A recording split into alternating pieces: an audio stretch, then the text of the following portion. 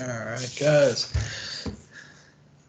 Welcome back from the break. So what I'm going to go ahead and do is I will go ahead and go over an example here of the interned strings. Let's see. Let me go a little bit bigger.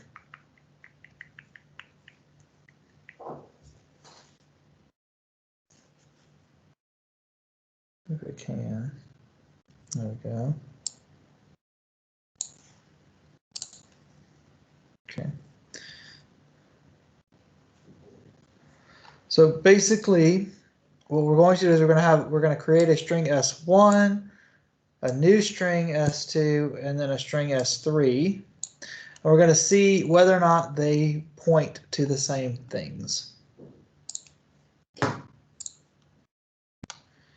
Okay. So here we create a string S1. I want to note its object number 293. That's its address in memory.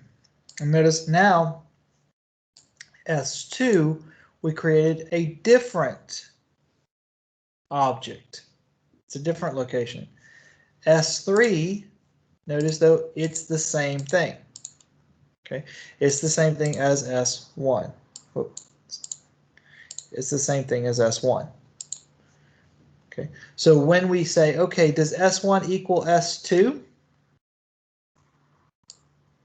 Well, they have the same value, but it is not the same string. So no is false because their object points are not the same. Okay. But does S1 point to S3? Do they point to the same thing? And the answer is yes, that is true. Okay. Okay. So here, when we went to go create S3, it said, let me look for another string with that value that I've already created. Oh, I found one. I'm going to point it to the same thing. But here's my question then. Okay, what if we take this and move it up here? Let's make it simple. S1, S2, S3 again. Okay, so now notice I've created a new string called welcome to Java, but now I'm creating two new ones here. Okay, let's compile it. Debug so we can run. Okay, so now S1's 293. What is S2 going to be? What do you think?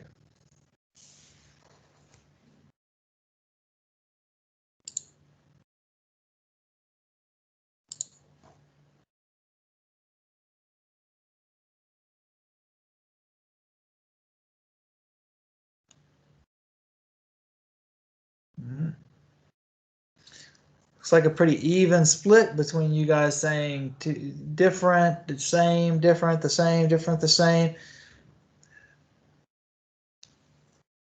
Okay, good. So let's take a look. Let's see what's going to happen because I can see why you might think either way, right? Because you might say, well, the system might say, hey, I see a string here that's the same as this string here. I should just reuse it. Can also see why some of you might think the other way. So let's take a look. Let's take a look what's going to happen. Oh, there it is. It's actually different. Okay. This whole interned string only works if they are declared the same way. Okay. So then S3 will also get the same as S2. Okay. So then that'll make us false, false, and true. So I've got one more for you.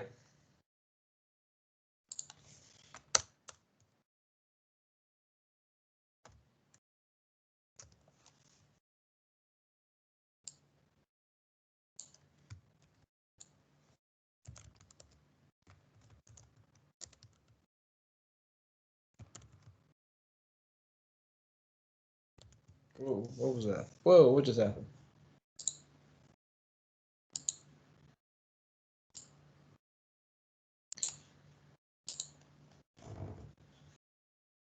Sorry about that.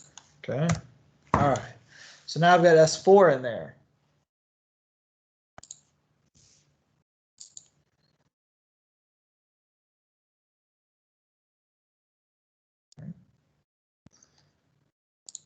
S1, 293, S2, 298, S3, 298, S4,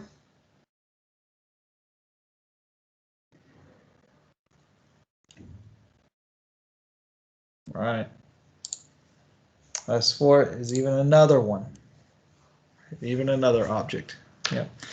And the reason why is because anytime we use the new keyword for a class, for a class to create an object, it creates an entirely new object. Okay. All right. So take a look at those for examples. But we gotta have some fun. We're gonna have some fun with this inheritance stuff. I mean, I'll be having fun. I love inheritance. I think this is one of the coolest things, in my opinion, about programming in Java and programming in object-oriented programming, is the whole idea of inheritance. Okay. About parents and children. Maybe it's because I'm a dad. Maybe it's because I love my children so much. I love this whole idea. I don't know. Anyway, all right. So the idea is, we have a class that we want to have some general traits for. We want to have some general methods and attributes and things like that, like in the homework assignment, for example, where you want to have a person class that has certain attributes that all people will have. Do you have a question? Okay. All people are going to have a name and an email address and stuff like that, right? But we don't want to have to rewrite the same code over and over again. And every time, if we create a teacher class and a student class and a grad student class, or if we were at a company and you had a class for employee and you then had a class for manager and a class for assembly line worker, and you had a class for accountant, and just or HR or whatever, you wouldn't want to have to rewrite the same code over and over again. What you'd like to do is have certain aspects, certain attributes or methods be associated with the parent class, with the general class, and then have the subclasses, the children classes, have specific things that are just for them. Okay. All right. So let's take a look at how this might look in a UML diagram. Okay. So we talked last time about this whole aggregation composition type of relationship. What you might call, what we do call a has a relationship. So you might have a student takes courses, right? A teacher teaches courses. What else? A car has tires, right? So this is a different type of relationship here. This drawing that we have here with a triangle here, with a line to the child. This looks kind of like an arrow. Okay, and what this relationship, we'll call this sometimes they call it a generalization, or you can refer to it as an is a relationship. And the way we would read this is a circle is a geometric object. A rectangle is a geometric object. Okay. And what happens is the circle class, notice the only attribute that it has is the radius. but it gets all of these other attributes, color, filled, date created. It gets all of these attributes from its parent. So a circle has a radius. A circle also has a color. A circle also has a filled value. A circle also has a date created. Same thing with the rectangle. Rectangle has a width and a height. And it also has a color, filled, and date created. So we don't restate here because they're already here. And we'll talk about how to create this in Java. I'll show you some examples. And notice that all of these methods here, with the exception, we'll get to a second of an exception, but all of these methods that exist in the geometric object also exist in all of its children. So we don't have to rewrite all of these methods, which is really nice. Okay. All right. So what's the one example? I said there was an example. Sorry, exception. What's the one exception? Well, the constructor. Okay.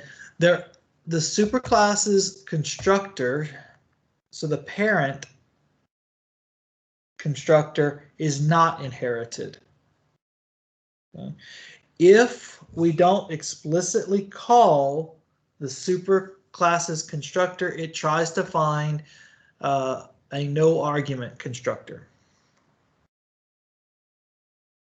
Okay. Using what's called the super keyword. Okay. So here, circle doesn't automatically get a geometric object constructor. The circle has its own constructor that we will define, and if we don't type super to call its constructor of its parent, it will try to call the constructor with no arguments. So let's take a look at an example. Okay. So public A, meaning this is, okay, let's say that A is a child. Okay. Oh, let me take a moment to say I'm going to kind of interchangeably use some different terms because they're all widely used. Okay. So you can have, let me go back a couple of slides to show you. So geometric object in this relationship with circle. Geometric object, we could call it the parent class. Okay. So it is a parent class. Circle is a child class. Geometric object is a superclass, like the title of the slide shows. Geometric object is a superclass. Circle is a subclass. Okay.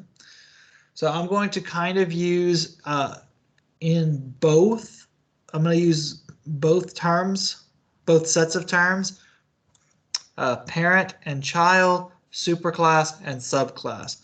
Okay, I don't want you to get too confused because I might use one sometimes or other sometimes. They parent and superclass are the same thing. Child and subclass are the same thing. Okay, back to here. All right. So if we imagine we have a class called A that has a superclass, it is a child. A is a child class of some other class out there, some other superclass out there. If we don't put anything in its constructor, that is the same as if we just call the super constructor, the constructor of the superclass. Okay? So it automatically is going to try to call the constructor of its parent class. If we have, let's say, a constructor for A that takes a parameter, and then we have some statements, right? We have some constructor statements. This is the same as they try to call the super constructor and then do those statements. Okay. There is a way to get around calling the super constructor with no arguments, and that is if we explicitly call a super constructor that has arguments. We'll get into that. We'll get into that in the next slide here.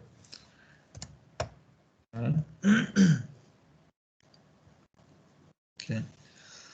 So we use the keyword super for two purposes. One is to call a superclass constructor. Okay.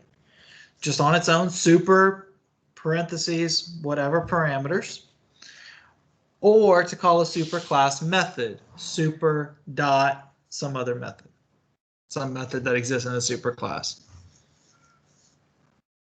Okay.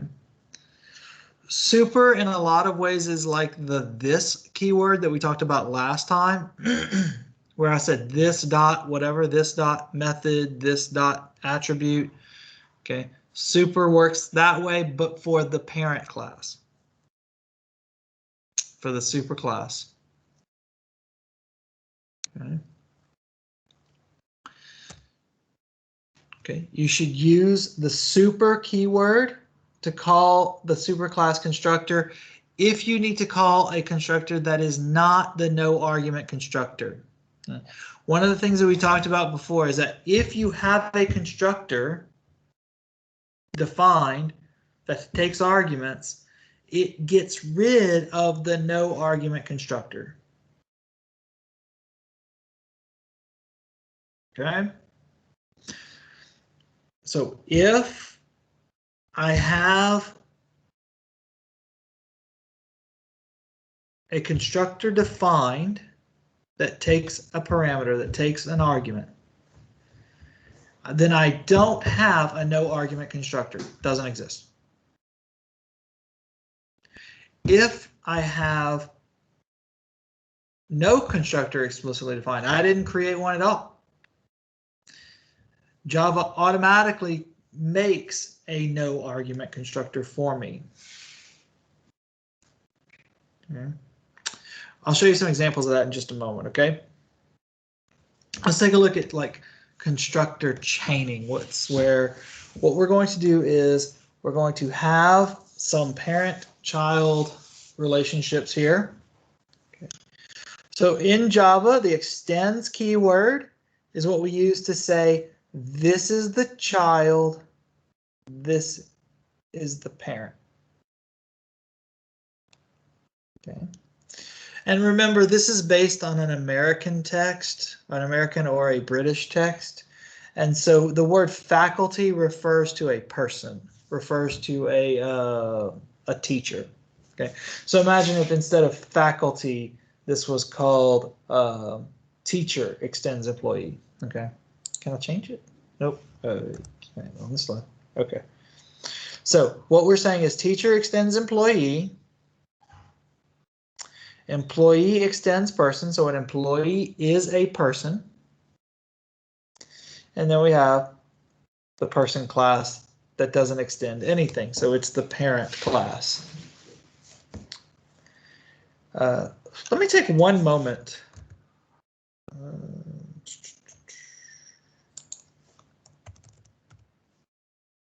I'm going to take one moment to draw this out for you guys.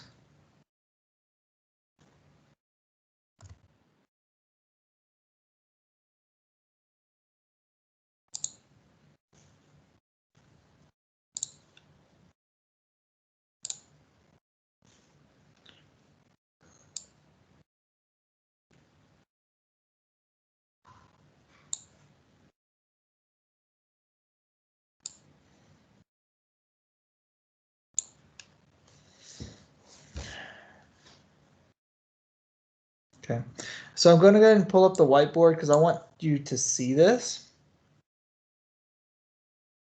So this is from last week. Okay. All right.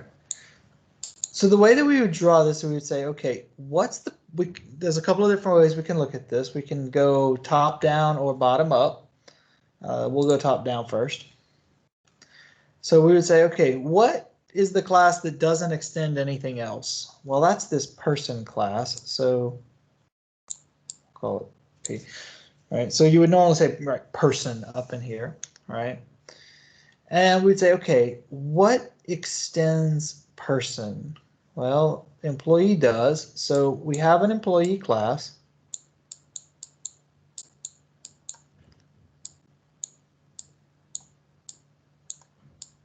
and it extends the person class. And then faculty extends employee.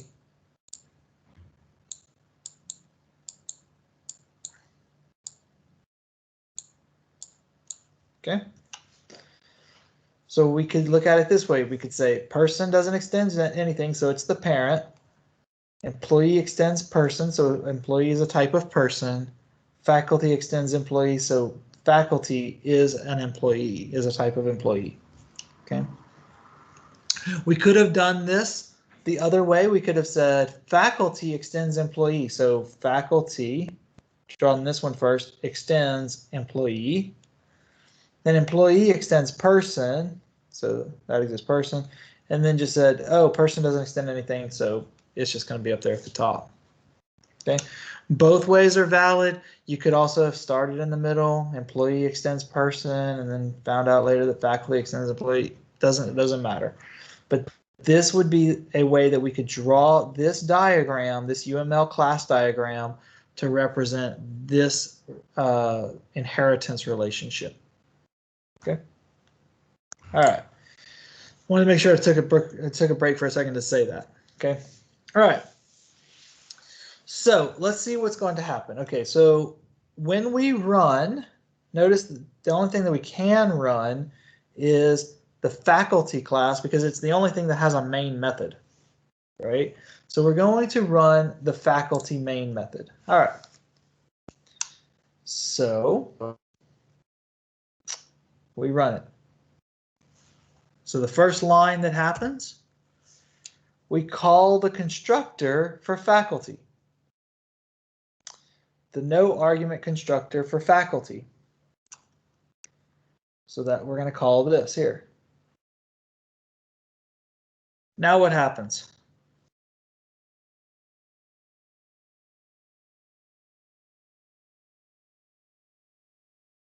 Yes, an employee is a person.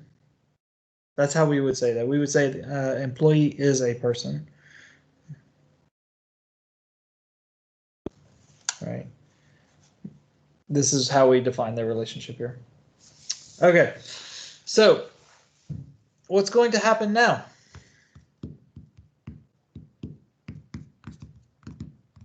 Do we just print this? The fact that some of these lines start with numbers like this, like 4, 2, 3, 1, should tell you that we're not going to be ready to print this line yet, are we? So what gets called next? What happens? First employee constructor report. I think somebody has their mic on. Good, yeah, and you said employee, that, right? The employee, no argument constructor. Because what's hidden here, what we can't see, is super, no argument. Okay, so we can call the super with no argument. Well, the super is employee. So we call the employee no argument constructor. Okay.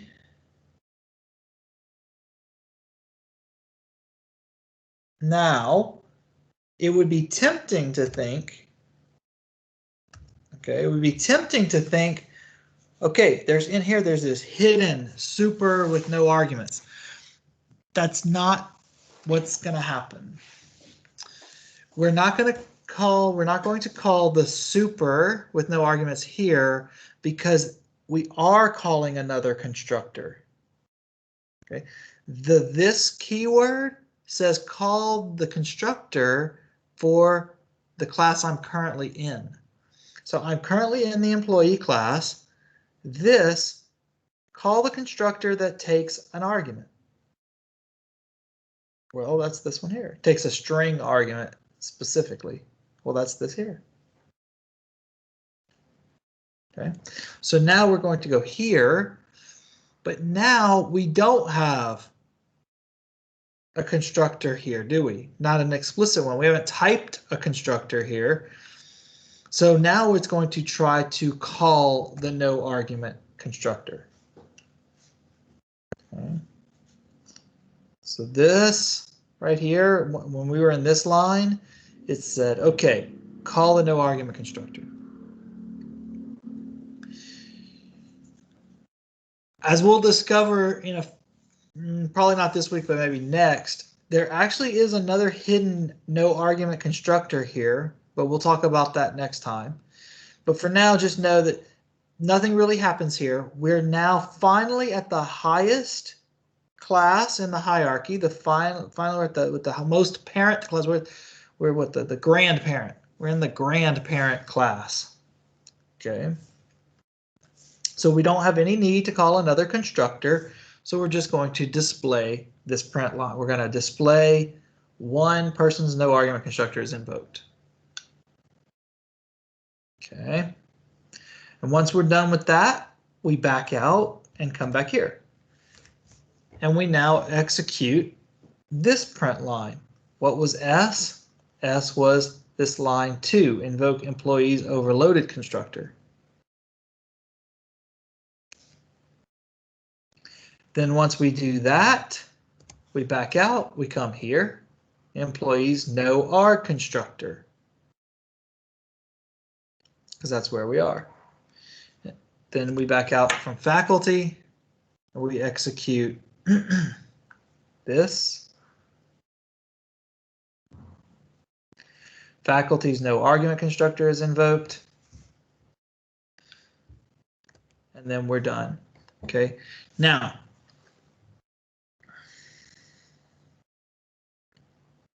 this will have an error in this program.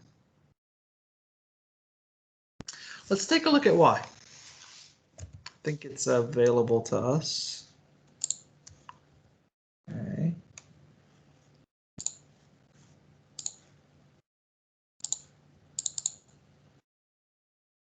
I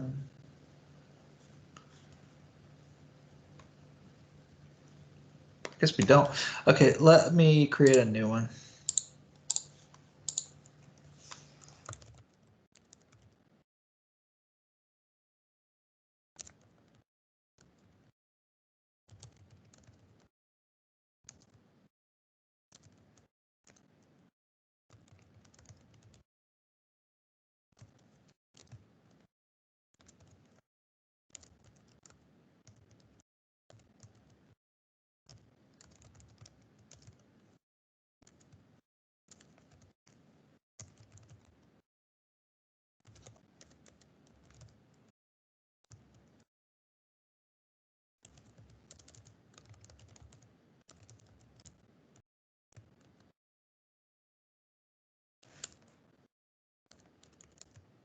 Okay. So let's go ahead and save this. Okay.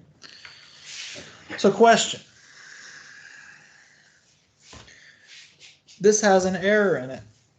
Do you think it's a compiler error or a runtime error, or what kind of error is it?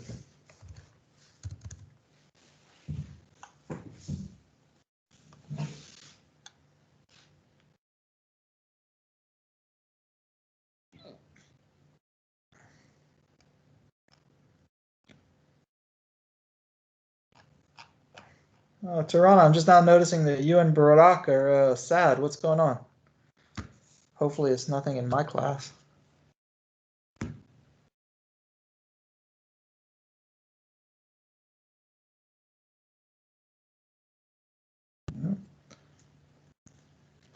Yeah. So the fact that there's no main method should tell you that it's not likely to be a runtime error. Okay, so if I try to compile it, well, let's see what our error says. Let's see what our little error message tells us. Error, constructor fruit in class fruit cannot be applied to given types. What? But there's, what types? What is it talking about? I don't understand. Okay, so here's why. Remember what I told you, that if I don't define a constructor, like in the class Apple here, right? Then what it means is it gives me automatically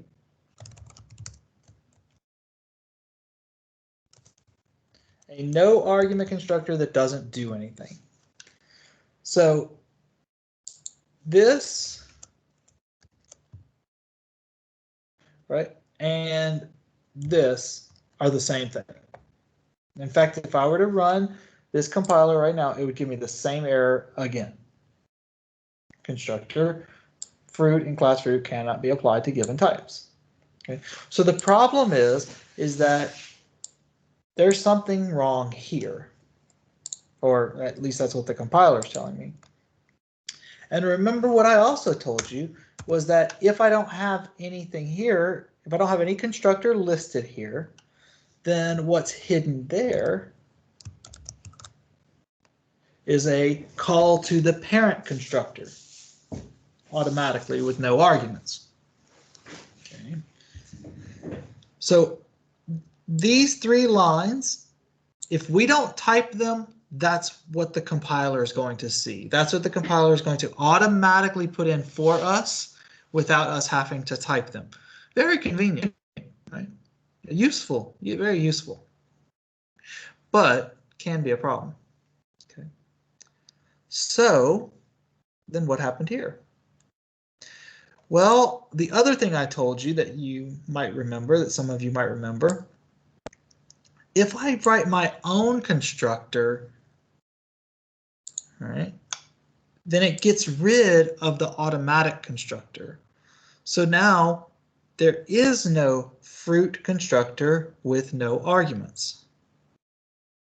What happened was, before I typed this,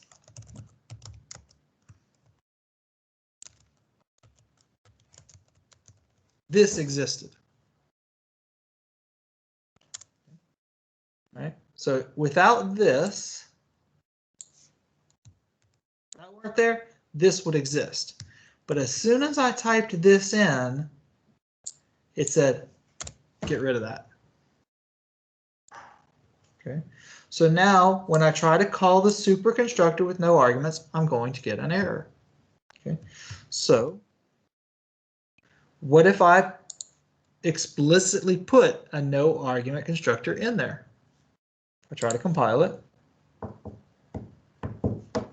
Look at there. No errors. Because now I have a no argument super constructor. If I delete that line out of there, same thing, still works. If I delete this out of there, same thing, right? Why? Because all I really deleted was stuff that was hidden there anyway. Okay, but if I delete this, now I've got problems. All right. Okay. So what's one way we can get around it? We could do this.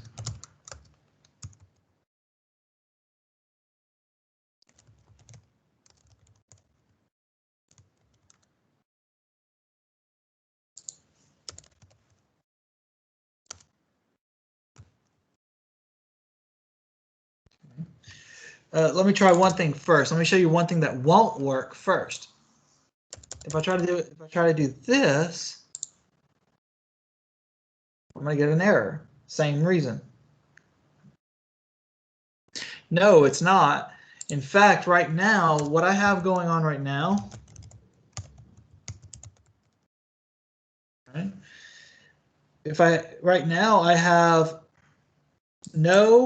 I don't have a no argument constructor for apple. I don't have a no argument constructor for fruit. And it works. Okay. And something else we could do. What if we said, I really want to have a no argument constructor for apple? I really want to. But I don't want to create a no argument constructor for fruit. How can I do that?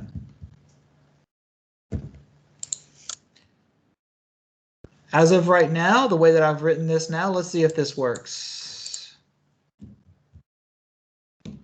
Nope. Problem. I don't have a no argument constructor in fruit. There's a couple of different possibilities for how I can handle this. I can either say, okay, I'm going to call the super constructor that has, I'm going to call the super constructor with an argument. That should work. Yep.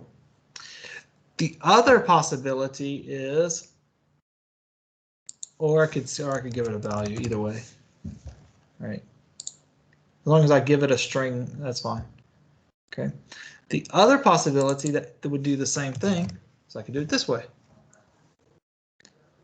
All right. Notice here.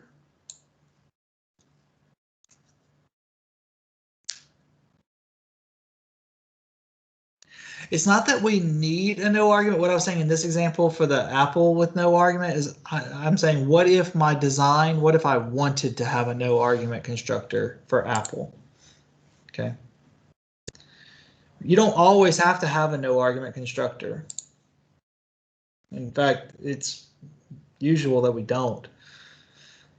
So here in this, what I've done is this example, my no argument constructor for apple calls my string argument constructor for apple.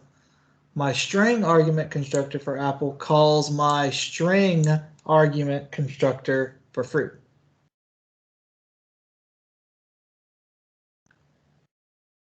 Okay.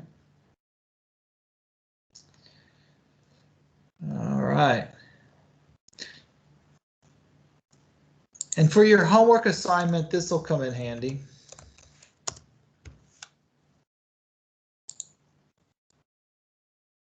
Let's say that fruit has a name and a count. Okay. Now we're going to have a problem, right? Because the types aren't right. Right. So what I can do is I can take a parameter passed to the constructor for this, pass it to the super, and give other values as well.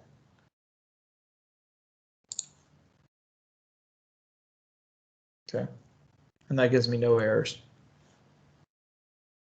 But I want to back out and go, I want to give it back to this and this, because now this file is available on the shared folder, yeah, with the error. Okay, I want to make sure I leave it in there with the error. All right, so that's how the hidden constructors work. And remember, this is a keyword we can use to call a different constructor for the class we're in. Super is a keyword we can use to call the constructor for a parent class. Okay, but only the immediate parent class. So if I were to come over here, this example I showed you guys earlier, right? I can't call the constructor for person directly from faculty, or we'll call it T for teacher, right? Yeah, I can't call the constructor for person from teacher. I can't do that. I can call the constructor for employee, but I cannot call the constructor for person. All right.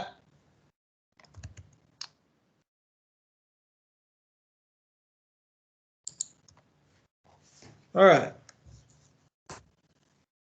Okay.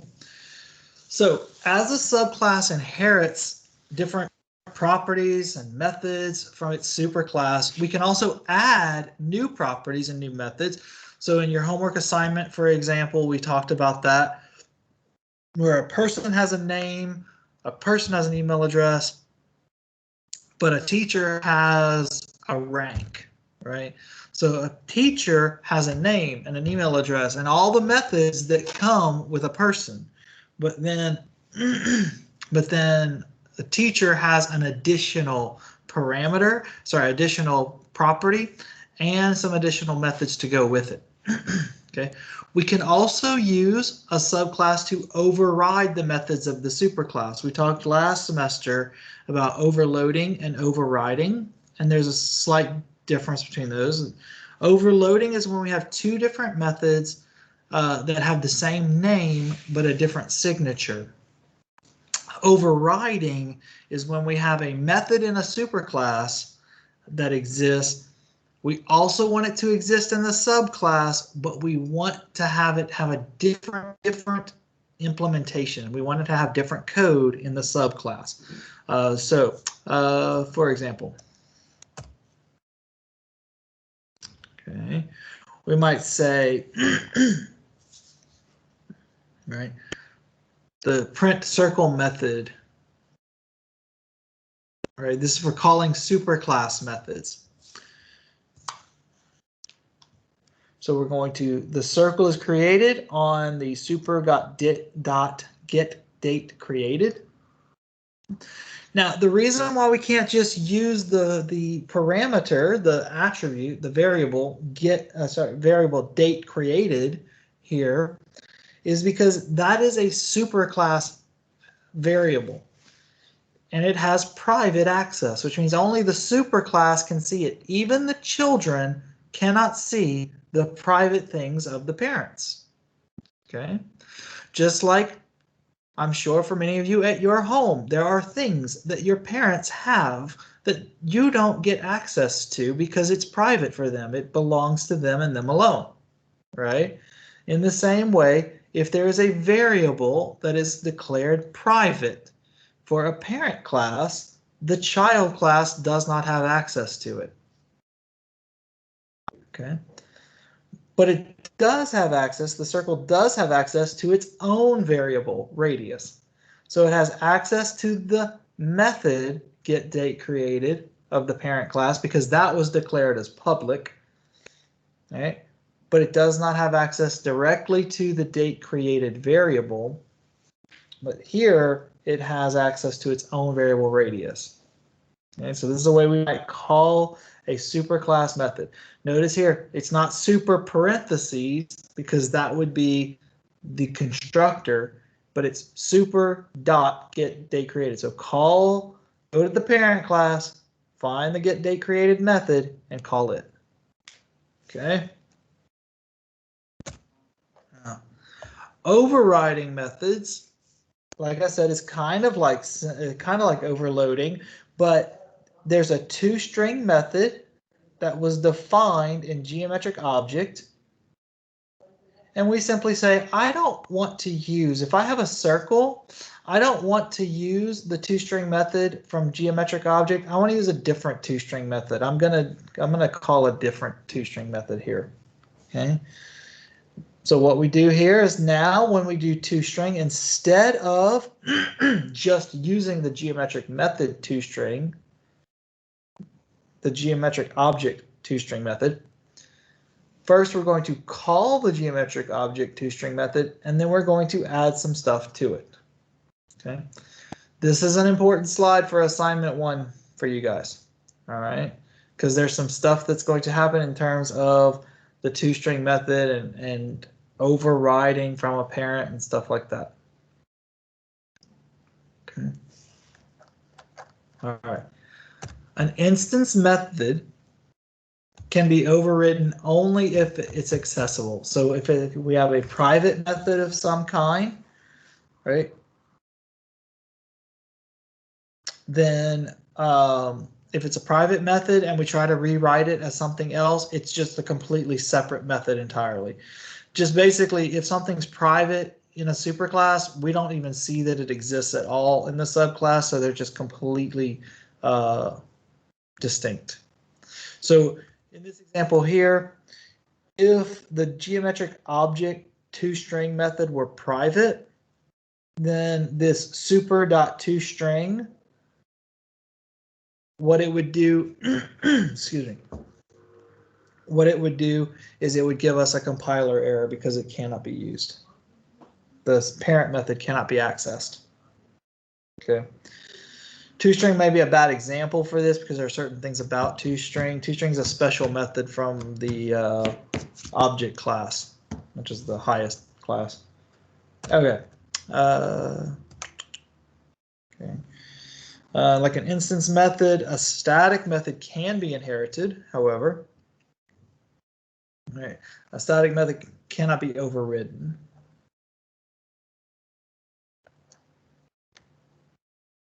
Okay. So let's take a look at the difference between overriding and overloading. Okay.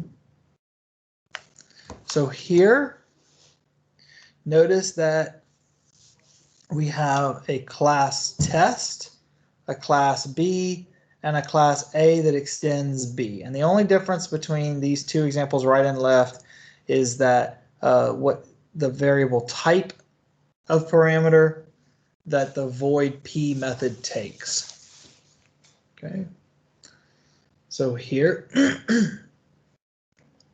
if we take a look at this, right, this left-hand side, we call this overriding, and the reason why is because both P in the parent class and P in the subclass take the same parameter type.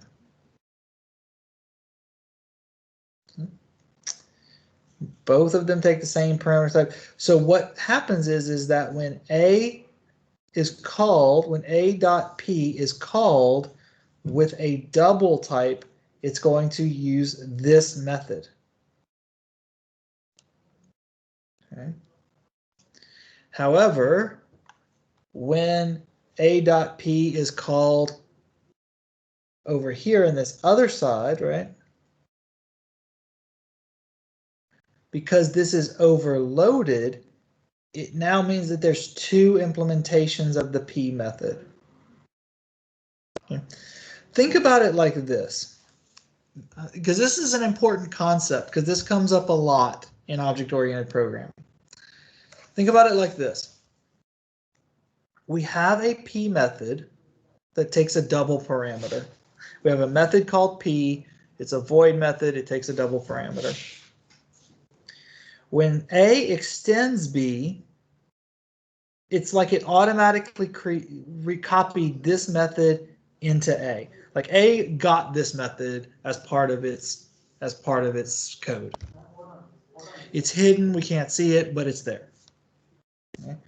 So then when I come in and write public void P double I here, then what I'm saying is I don't want to use this. If A's P method gets called, I don't want to use this anymore. I want to use something else instead. Okay.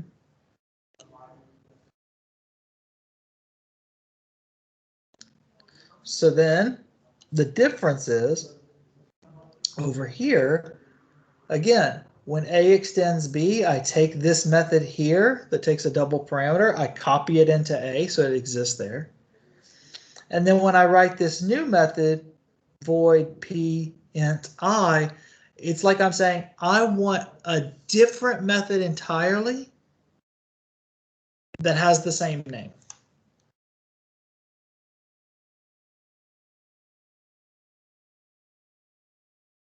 Okay.